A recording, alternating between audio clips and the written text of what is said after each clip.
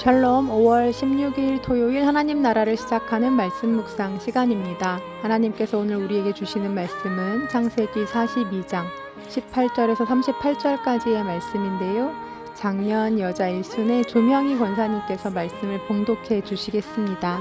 하나님의 말씀을 경청하십시오. 사흘 만에 요셉이 그들에게 이르되 나는 하나님을 경외하노니 너희는 이같이 하여 생명을 보전하라. 너희가 확실한 자들이면 너희 형제 중 한 사람만 그 옥에 갇히게 하고 너희는 곡식을 가지고 가서 너희 집안에 굶주림을 구하고 너희 막내 아우를 내게로 데리고 오라. 그러면 너희 말이 진실함이 되고 너희가 죽지 아니하리라 하니 그들이 그대로 하니라. 그들이 서로 말하되 우리가 아우의 일로 말미암아 범죄하였도다. 그가 우리에게 알갈할 때에 그 마음의 기름을 보고도 듣지 아니하였으므로 이 기름이 우리에게 임하도다. 르우벤이 그들에게 대답하여 이르되 내가 너에게 그 아이에 대하여 죄를 짓지 말라고 하지 아니하였더냐. 그래도 너희가 듣지 아니하였느니라. 그러므로 그의 핏값을 치르게 되었도다 하니 그들 사이에 통역을 세웠으므로 그들은 요셉이 듣는 줄을 알지 못하였더라. 요셉이 그들을 떠나가서 울고 다시 돌아와서 그들과 말하다가 그들 중에서 시므온을 끌어내어 그들의 눈앞에서 결박하고 명하여 곡물을 그 자루에 채우게 하고 각 사람의 돈은 그의 자루에 돌어넣게 하고 또 길 양식을 그들에게 주게 하니 그대로 행하였더라. 그들이 곡식을 나귀에 싣고 그곳을 떠났더니 한 사람이 여관에서 나귀에게 먹이를 주려고 자루를 풀고 본즉 그 돈이 자루 안에 있는지라. 그가 형제들에게 말하되 내 돈을 도로넣었도다.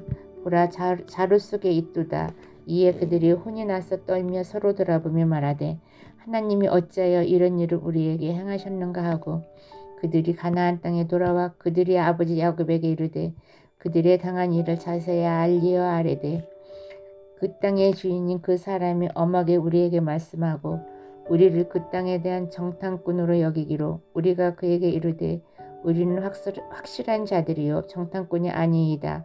우리는 한 아버지의 아들 12 형제로서 하나는 없어지고 막내는 오늘 우리 아버지와 함께 가나안 땅에 있나이다 하였더니 그 땅의 주인인 그 사람이 우리에게 이르되 내가 이같이 하여 너희가 확실한 자들임을 알리니 너희 형제 중에 하나를 내게 두고 양식을 가지고 가서 너희 집안에 굶주림을 구하고 너희 막내 아우를 내게로 데려오라. 그러면 너희가 정탐꾼이 아니요 확실한 자들임을 내가 알고 너희 형제를 너희에게 돌리리니 너희가 이 나라에서 무역하리라 하더이다 하고 각기 자루를 쏟고 본즉 각 사람의 도뭉치가 그 자루 속에 있는지라. 그들과 그들의 아버지가 도뭉치를 보고 다 두려워하더니 그들의 아버지 야곱이 그들에게 이르되 너희가 나에게 내 자식들을 잃게 하도다. 요셉도 없어졌고 시몬도 없어졌거늘 베냐민을 또 빼앗아 가고자 하니 이는 다 나를 해롭게 함이로다. 르우벤이 그의 아버지에게 말하여 이르되 내가 그를 아버지께로 데리고 오지 아니하거든 내 아들들을 죽이소서. 그를 내 손에 맡기소서. 내가 그를 아버지께로 데리고 돌아오리다. 야곱이 이르되 내 아들은 너희와 함께 내려가지 못하리니 그의 형은 죽고 그만 남았음이라. 만일 너희가 가는 길에서 재난이 그에게 미치면 너희가 내 흰 머리를 슬퍼하며 수울로 내려가게 함이 되리라. 아멘. 주기도문에 보면 이런 기도가 나옵니다. 우리가 우리에게 죄 지은 자를 사하여 준 것 같이 우리의 죄를 사하여 주시옵고. 네, 그런데 사실 이 기도는 참 어려운 기도입니다. 왜냐하면 용서라는 건 생각보다 너무 어려운 일이기 때문입니다. 우리는 예수님을 믿으면 사람이 하루아침에 완전히 변할 것처럼 생각할 때가 있습니다. 물론 그런 경우도 있습니다. 하지만 대부분의 사람은 말씀과 은혜의 조명 아래서 조금씩 변화되어 갑니다. 우리는 그것을 성화라고 부르죠.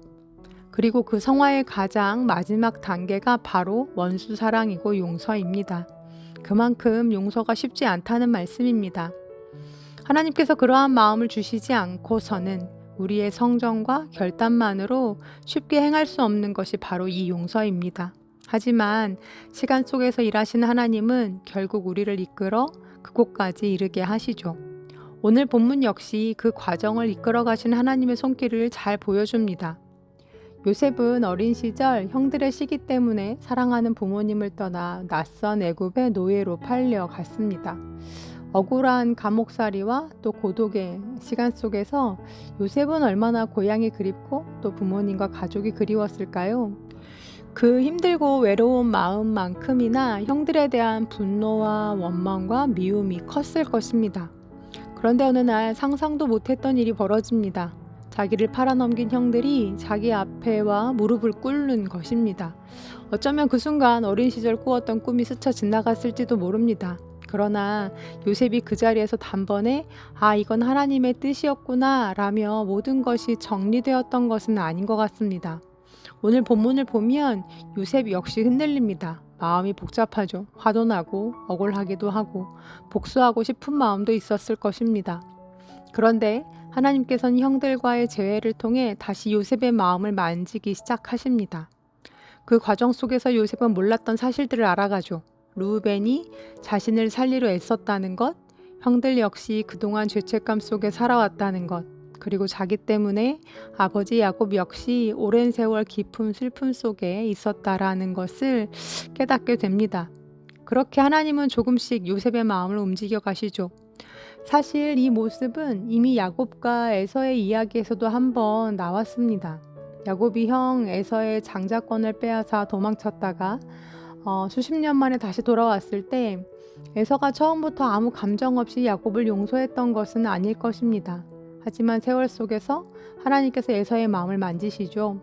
나이 들고 인생의 시간을 지나며 에서 역시 많은 것을 겪었을 것입니다.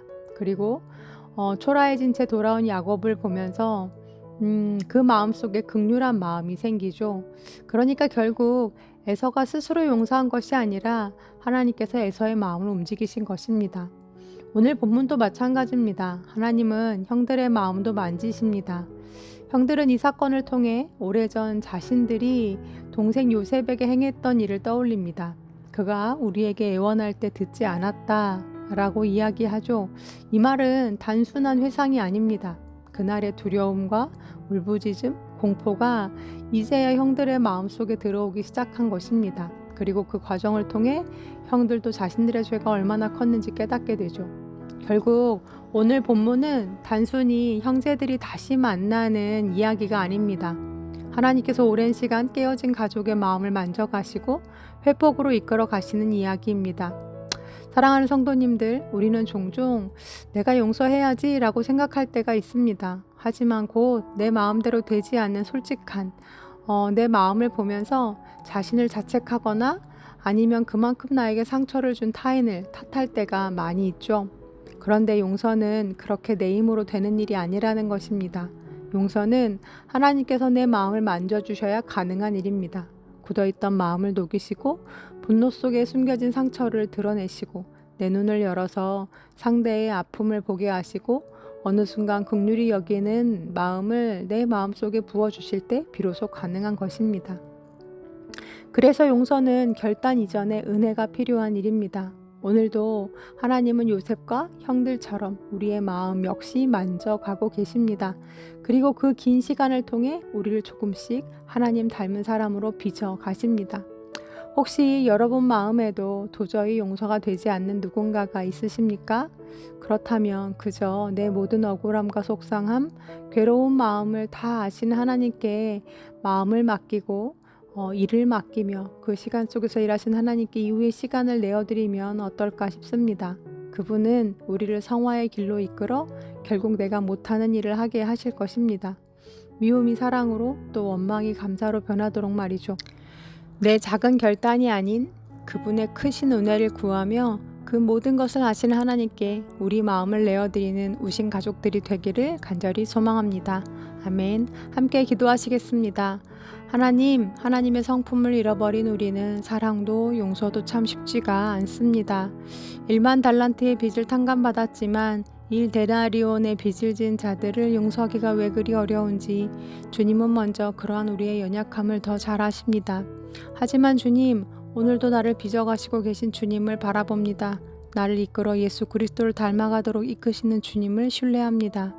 내 눈을 열어주시고 내 마음을 만져주셔서 주님이 나를 그렇게 용서해 주신 것처럼 나도 그 누군가 나에게 상처를 준 자들을 사해 줄 수 있는 그 어려운 용서와 성화의 단계로 우리를 이끌어가 주시옵소서. 주님의 은혜로 우리를 덮어 주옵소서. 예수님의 이름으로 기도합니다. 아멘. 말씀을 마쳤습니다. 오늘 레마의 말씀은 조명희 권사님께서 보내주신 사연 함께 나눕니다. 안녕하세요. 장녀 일순 조명희입니다. 저희 집 거실에는 데살로니가전서 5장 16절에서 18절 말씀, 항상 기뻐하라, 쉬지 말고 기도하라, 범사에 감사하라는 성경 구절이 새겨진 오래된 액자가 걸려 있습니다. 이 액자는 42년 전 우리가 처음 집을 사서 이사했을 때 신방 오시면서 목사님이 집들이 선물로 주신 귀한 말씀의 액자이기에 고이 간직하며 그 말씀은 곧 제 삶의 레마의 말씀이 되어 힘들 때나 슬플 때나 기쁠 때나 늘 감사하며 지금까지 열심히 살아왔습니다. 지나온 날을 되돌아보면 정말 인간으로서는 도저히 해결할 수 없는 힘든 일들이 여러 번 있었지만 레마의 말씀을 믿고 그럼에도 범사에 감사하며 기도하면 지혜와 힘을 주시어 모든 것을 하나님 방식대로 해결해 주셨습니다. 저는 앞으로 삶도 오직 주님께 감사와 영광을 드리며 기쁨의 삶을 살아가길 소망하고 기도합니다. 모든 것 주님께 감사드리며 함께 듣고 싶은 곡 날 구원하신 주 감사를 추천합니다. 네, 이렇게 우리 권사님 사연 보내와 주셨습니다. 권사님을 늘 뵐 때마다 웃는 얼굴로 또 밝은 얼굴로 사람들을 환대해 주시는 걸 보면서 우리 권사님은 어떻게 저러실 수 있을까 싶었는데 결국 그 비밀이 말씀 속에 숨어 있었다는 걸 오늘 알게 됐습니다. 어떤 종교적인 행위나 또 말만으로 드러나는 그리스도인이 아니라 우리 권사님처럼 삶으로 또 얼굴로 드러나는 그리스도인이 되고 싶다는 소망을 가져보게 되는데요. 그 성화의 길을 함께 걷는 우리 우신 가족들 되었으면 좋겠습니다. 그럼 찬양 함께 들으시면서 더 깊은 묵상 하시겠습니다.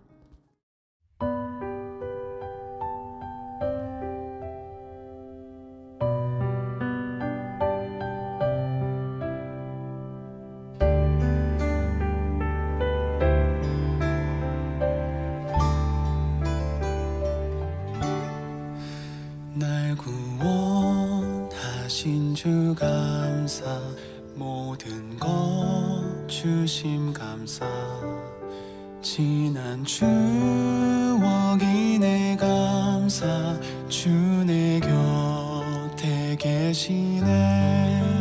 향기로운 봄철의 감사, 외로운 가을날 감사, 사라질 눈물도 감사, 나의 영혼 평안해. 응답하신 기도 감사, 거절하신 것 감사, 헤쳐나온 풍랑 감사, 모든 것 채우시네.